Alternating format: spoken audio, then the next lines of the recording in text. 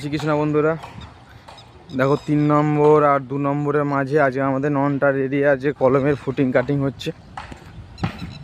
দেখো এদিকে 2 নম্বরের এদিকে শাটারিং হচ্ছে স্ল্যাবের। দেখো অনেকগুলি কলম দাঁড়িয়ে গেছে, এখানে জেসিবি দাঁড়িয়ে আছে ট্রাক্টরের অপেক্ষায় ফুটিং কাটিংয়ের জন্য।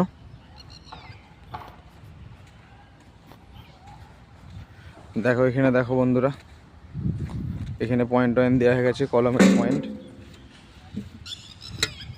ওদিকে দেখো শাটারিং চলছে। এই যে দেখো সুন্দর করে পয়েন্ট মারা আছে, চুনা দেয়া আছে, সেই অনুসারে কাটিং হবে।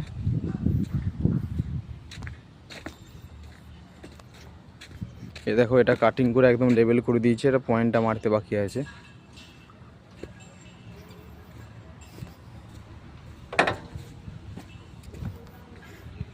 দেখো এখানে বৃষ্টি হয়েছিল, বৃষ্টির কারণে দেখো কলমের হালাত দেখো, কলমের এতে ফুটিংয়ের এতে পুরো কাদায় ভর্তি হয়ে গেছে। এগুলো পরিষ্কার করতে হবে আস্তে আস্তে।